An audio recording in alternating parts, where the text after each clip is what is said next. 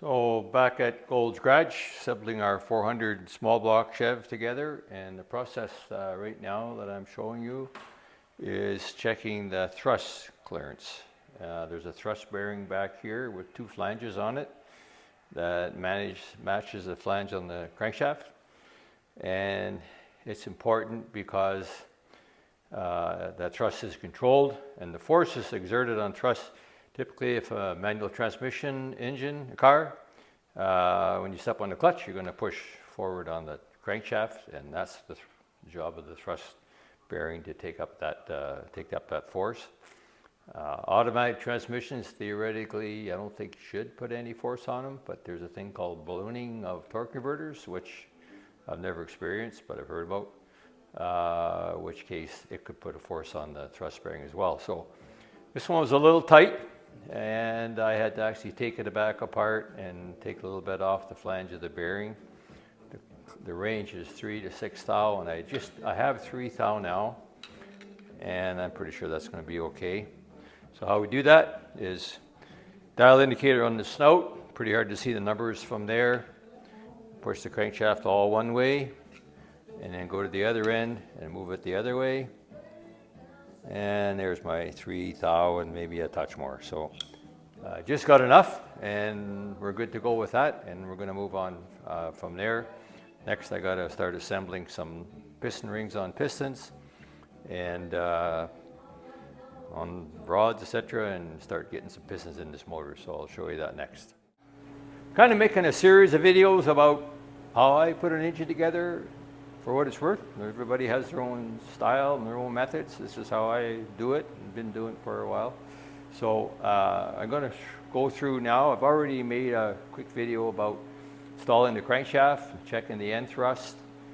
We made previous videos about how we determine the radial clearance between the main bearings and the crankshaft, and the main bearings and the rod bearings, sorry. So for this video, we're going to install a piston. So I started at number 1, 2, 3, 4, 5, 6 is next. So I'm going to do it this way. Maybe the camera will pick up better because it's on that side of the engine, the piston's on that side. And we'll go through the process with you and show you. Maybe we'll have a few little tips that'll be helpful. So start off with, this rod's already been assembled, of course. This is a pressed-in rod, so the rod's pressed in on the pin. These are sealed power pistons, 12.5 cc's. So with the 64 cc's cylinder heads I'm going to use, I'm going to have 10.2 to 1 compression ratio. This engine has a 268H hydraulic flat tapping camshaft. So it's going to be a nice street motor. Because it's a 400, it's easy to make torque and horsepower, somewhere probably a little less than 450, something like that. And it'll have lots of low end torque and be very, very drivable. So to get number 6 piston, let's get this done. So first of all, I've already broken the rod loose from the cap. And if you haven't got a rod vise, nice tool to have. This sits in your vise like that, and then the rod sits in there and you can torque or untorque the rods. I've already untorqued this, so don't have to do that. And do that without scratching it up or doing any damage. So first thing I got to do is take the cap off. And the rod bolts go in my little, this is an old oil or paint cap. And just to make sure they're nice and oiled up. And I start by, first thing I do is put some assembly lube on the cap, on the rod bearing, and the top rod bearing before we start. Okay, and for what it's worth, this engine is going to get primed, and when it gets primed, a lot of this stuff is going to get purged out. But it's good to have it in there for a start at least. So I put my rod in the vise like this. Just snugged up, not real tight, just so that I can manipulate it to put the rings on it. Okay, so there we go. It's in. So starting off, if you are installing piston rings, when you buy the ring box, buy the rings, open the box, find the instructions. And that goes with almost with anything that you buy. Make sure you find the instructions and don't throw the box away until the job's all done. And you put the box out and you find out you didn't read the instructions and you don't know how to do it. That's not a good thing. So always read the instructions, and even if you've done the job 100 times, every once in a while the instructions are different than last time. So trust me, it happens. So it's always good to read them. But in this case, starting with the bottom oil ring expander, as they call it. So it has 2 tangs on it, and it's important that the tangs are installed facing up, and that's why I'm going to do that. So I made a little quick sketch here. One of the things that you can do quickly if you want to make it easy for yourself, the notch of the piston always goes to the front. So the second compression ring goes to the bottom. The number 1 goes there. The expander ring goes here. The bottom oil ring goes here, and the second oil ring goes there. So that makes it easy for me to remember, because I forget things sometimes, and it's helpful to do that. So bottom oil ring expander goes in pretty easily, and that can be anywhere in this little quadrant. It's not critical that these are exactly, as the diagram shows. The main thing, you don't want to have a top and second compression ring lined up, and you don't want to have the oil rings lined up either. So we take the second bottom oil ring, goes in next, and I know it goes in this space right here. Once again, before you start, draw yourself a little map on the piston, and that'll make it easy to remember. And you just get that tucked underneath there and work your way around. A little bit tricky sometimes. Done. Okay. So you have to make sure when you put this the oil rings in, both of them, second and the first oil ring, that when you do that, these tanks have to come together, and you don't want them overlapping. That'd be really bad. So always make sure, and then if you clock the rings with your fingers, you can feel they move smoothly, so they're probably in okay. So the top oil ring goes in 90 degrees to the bottom, and it fits like that, and there we go. The oil ring's in, and the gaps are lined up perfectly. The 2 tanks are lined up to each other. They're not overlapping. That's good. So the next thing is my ring expander. So where the heck is the ring? Oh yeah, when we do the ring gapping, what we always do is leave the rings in the cylinder they're going to be used in. So when we go to assemble it, we already know where they are. So out comes the ring that comes out first is the bottom ring, because it's the first one that goes on the piston. So for what it's worth, the bottom ring typically has a little chamfer on the second ring. I should call it the second ring on the bottom, and that goes to the bottom of the piston. And then every time you look at a ring, when you get started putting them in, if you're going to do this job, look for some kind of a sign. So it actually says top on this ring. So that means this part goes on the top, the chamfer goes on the bottom. Top doesn't mean it's the top ring. It means it's the top of the bottom ring.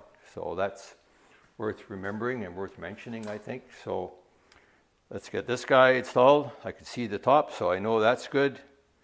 I use my little expander tool, spread it out a little bit, and it's in, just like that. Okay?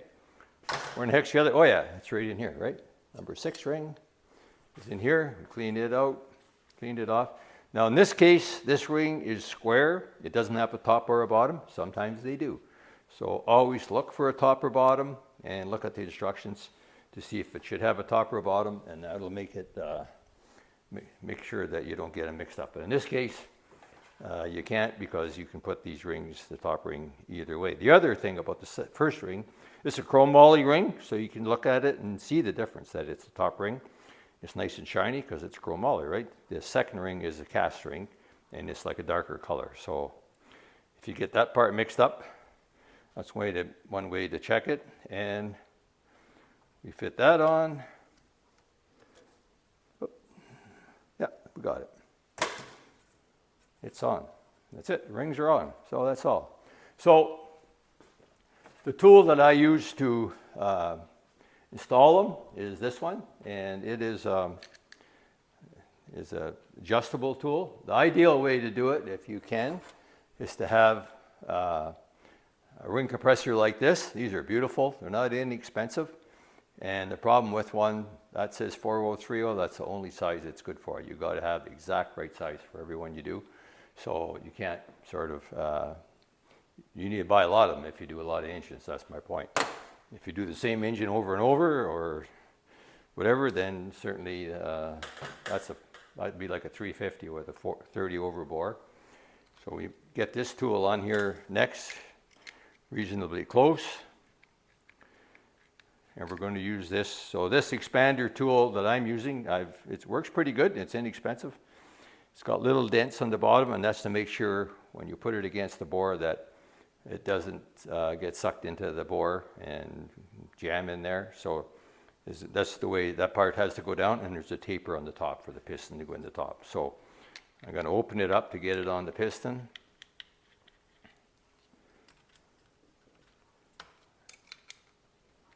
Could have done this before the camera was running, I guess. It would have been helpful, but I didn't. So and then I snug it up, not real tight, just get it snug.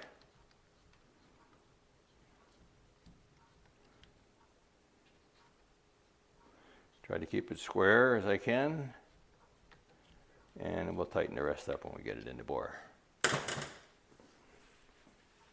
Now, got to get some oil down in the hole. Liberal amount of oil in number 6 piston, six cylinder.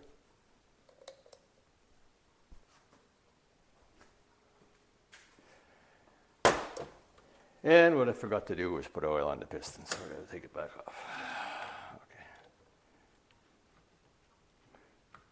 Everything goes smooth till you're on the camera, right? That's how it works, right? So it's okay. Point to mention, learn from that, my experience. You make a mistake, don't keep going, back up and fix it, right? So I should have put some oil in the rings on the face of the piston so the oil rings can move freely inside the piston, and the piston moves easily inside the bore, and I didn't. So now I'm doing it over again. So don't make the mistakes that I made. So back in the vise for a sec just to get the tool back on.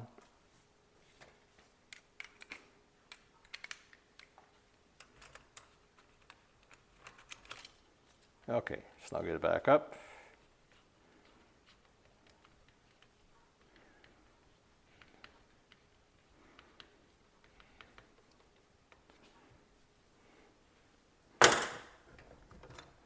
Now I've already put some assembly lube on the bottom of the rod, and once again, if I haven't mentioned this already, the notch always goes to the front, okay, when the notch goes to the front. And when that happens, if the rod's been installed on the piston the right way, and this one has, there's a radius on the rod, and that radius faces against the crankshaft, okay, not against the other rod. The other side of it is flat, and it rubs against the other connecting rod. But the side that faces against the crankshaft has got a radius on it, okay? So always remember that. And before we try to put them on, we install our little booties. This is just a piece of fuel line or something. You can buy expensive ones, but this works just fine. And set that. I've already put the, no, I didn't. First, before you do that, you put the piston or the rod down where it's the best place to receive the piston, or start over. Put the crank down where it's the best place to receive the rod. Okay, so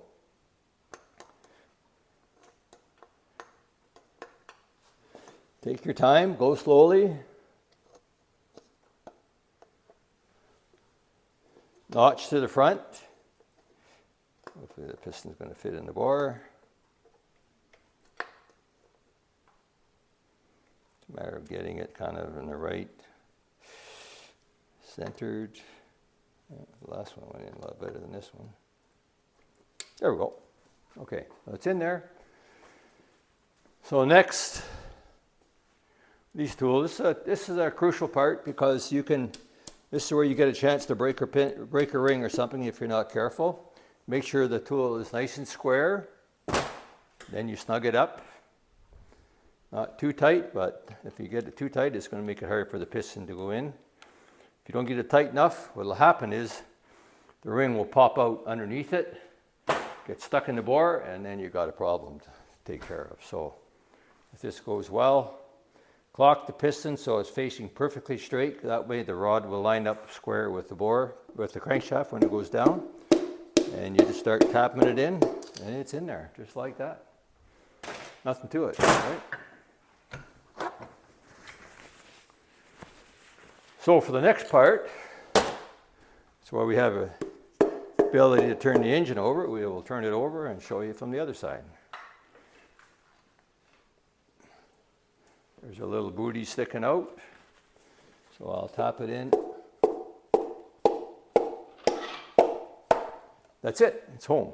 Okay, try to come around here so I'm not blocking the camera. Pull the little booties off.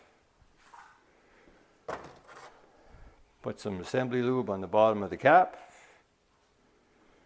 And when the caps goes on, something else to watch for. In this case, the caps are numbered. This is number 6, so the numbers always have to line up. There's a number 6 on the rod and number 6 on the cap, right? And if they don't have that, you're back to the same thing. The flat goes against the other rod, and the radius side of the cap, you can see the radius there, that side goes against the crankshaft so that it doesn't interfere with the radius of the crankshaft. So on that goes.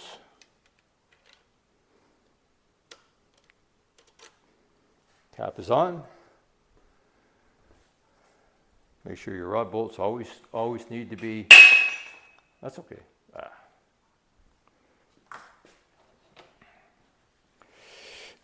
You know what? That never happened before, to tell you the truth, but that's the way it goes, right? So let's get it upside down.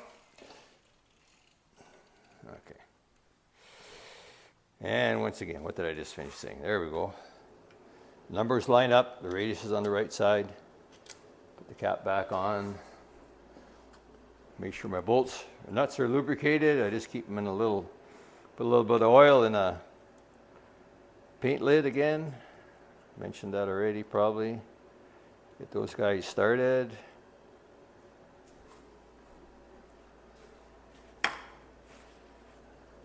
Snug them up. This is not a torque wrench. It doesn't have very much torque, maybe 20, 25 foot-pounds, just to get it snugged up.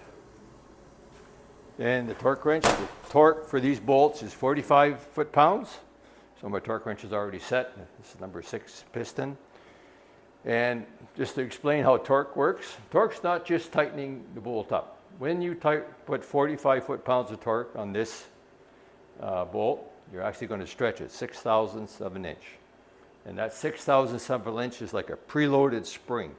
When it's got preload in it, unless you add more stress than that when the engine's running, it's never going to stretch any further and it's never going to break. It's always going to be preloaded. So when you tighten, that's why it's important for it to be lubricated and the threads to be clean, because about half of the torque that you apply goes into friction between the nut and the bolt, the face of the bolt and the rod. All that stuff uses up some of the torque. So the better it's lubricated, the more of the force goes into stretching the bolt, and you want 6/1000. For a high-end build and race engines, you actually, and actually the new LS engines, you actually don't torque them to a spec like this. You torque them until you get the right amount of stretch. There's special bolts, special micrometers made for measuring that and doing that, but that's not necessary in this case and in most cases. So 45 foot-pounds, snug them up.